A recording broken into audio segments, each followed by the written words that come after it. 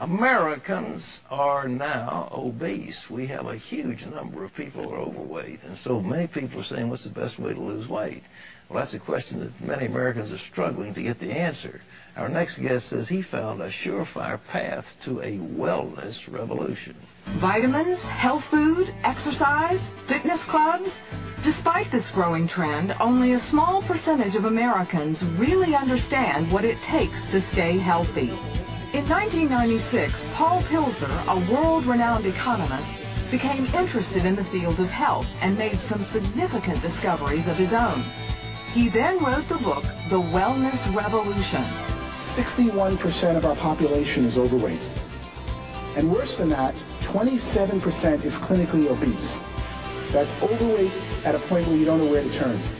Through his scientific research, Paul found out what you need to know to move from sickness and obesity to vibrant well-being. Paul Zane Pilzer is joining us to share some of his secrets of staying fit. It's in his new book called The Wellness Revolution. And there he is looking like Yul Brynner on the cover, just ready to start in The King and I. Paul, it's good to have you with us. It's great to be here. You are trained as an economist, an economic advisor on a couple of presidential administrations. What got you into wellness, fitness? Well, the same reason I became an economist. Growing up as a child of immigrants in the 1950s in Brooklyn, everyone wanted to know about economic issues. Although my education geared me towards science, I ended up going to Wharton and becoming a professor of economics because my family, my father, his uncles, that's what they wanted information about. They wanted to know how to make a living. 25 years later, as a very successful economist, I realized I'm now in the wrong field.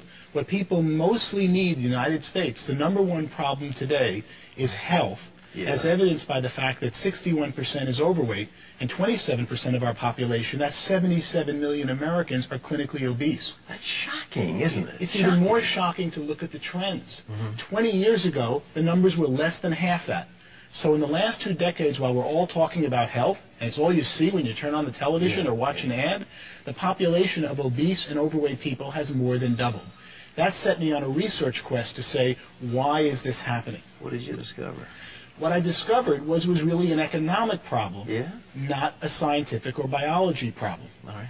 In effect, we have a $1 trillion food industry in the United States. We pay farmers $40 million to produce food, but $940 billion, but $960 billion is paid to packaged food companies and fast food companies. The food companies in America today are primarily owned by the tobacco companies, and they make addictive processed foods. They study every one of their existing customers and say, how can I get them to consume more? The fast food restaurants know that if you're overweight, you consume 50% more at the cash register and only take up roughly the same amount of space. If you're overweight, you consume 50% more. You buy Absolutely, and you see it by portions of what people eat. So they study American consumers like rats in a laboratory. You have a favorite Christian singer, and all of a sudden you feel good about a certain addictive fast food. Guess who sang the commercial that's in the back of your mind when you go to buy it at the checkout counter? They study Americans like rats to increase consumption of their food products, and in doing so have more than doubled obesity and overweight in the United States. This is unbelievable, because we have a health problem that's crowding $1.5 trillion. It's run away, and obesity is one of the major causative factors: heart disease, high blood pressure, so on. Everything, and really most of our medical problems today that are non-pediatric or non-geriatric stem from being overweight and obese. So as I studied it, I realized that the answer was an economic problem had caused being overweight and obese.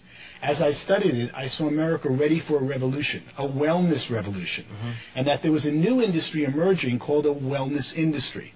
We spend $1.5 trillion on medicine, which is really the sickness industry. That's right. It's not really health, it's about when you get sick, they treat the symptoms of your disease. We currently spend, and that's what amazed me the most, $200 billion on wellness, fitness clubs, healthy foods, vitamins and supplements. Most of that didn't exist.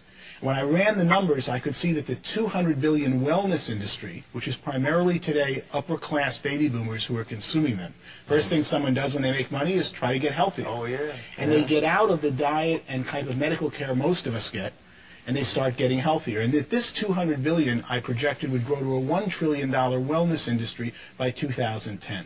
Well, look, are we finding ourselves, on the one hand, we're gorging on trans fatty acids and greasy hamburgers and greasy fries and carcinogenic products. On the other hand, we're out puffing away on treadmills and lifting weights. I mean, are the same people doing these things, or is it a totally different class of people? It is really different people. And so many people who do get on the treadmills are not getting the right information. The problem is that the food industry controls, in effect, our television. Look at most commercials today for television shows are food companies. Sure. And they try to get their consumers to eat more and more of their existing foods.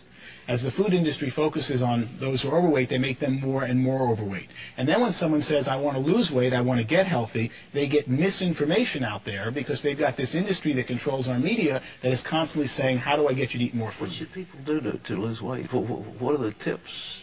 Well, I didn't write a book to come up with tips, but I came up with quite a few in doing my research. All right. The main one is really timing.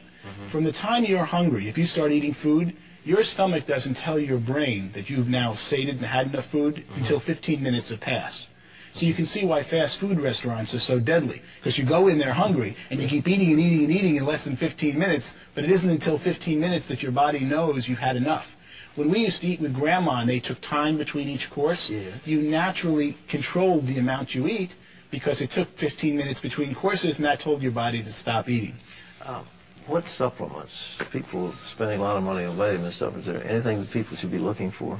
The main thing they should be looking for is to see that their supplements are real. 1/3 of the supplements that you purchase today in the store are not in the bottle what says on the label, because supplements are an unregulated industry in this country. There are several companies that just buy supplements and rate them just for what's in the bottle, and most of the times what you're getting, or about half the times, you're not getting what's on the bottle. So you've got to find a brand that has in the bottle what's on the label. The Wellness Revolution, how to make a fortune in the next trillion-dollar industry. Where do people make money in this thing? Well, that's what I started to discover. I could see that there were 15 million Americans of 300 million were getting healthier as they aged. You're a great example about that, especially when we see you on television. As you get older, you're stronger, you're better fit. What's going on? It's people who have time to focus on it are seeking out the right products and services to make them healthy. And that's when I could see an emerging $1 trillion wellness industry. One of the most surprising parts of my research was to find that it already reached $200 billion. But if you think of what you now spend on supplements, on fitness, on weight training, and time and money that you never dreamed you even needed 20 years ago. That's exactly right. You are a very typical consumer of this upper crust that's becoming and will become the entire nation, I believe, as this new wellness industry emerges. Well, boy, I hope you're right. But so, ladies and gentlemen, how you could A, be well, and B, make some money at the same time. This book, The Wellness Revolution, where you can get it? It's by Wiley Press. Is it available in the bookstore? Should be in every bookstore around the country. Paul Zane Pilser, thank you so much for being with us. Thank you very much. It's a real honor. All right. Terry, what's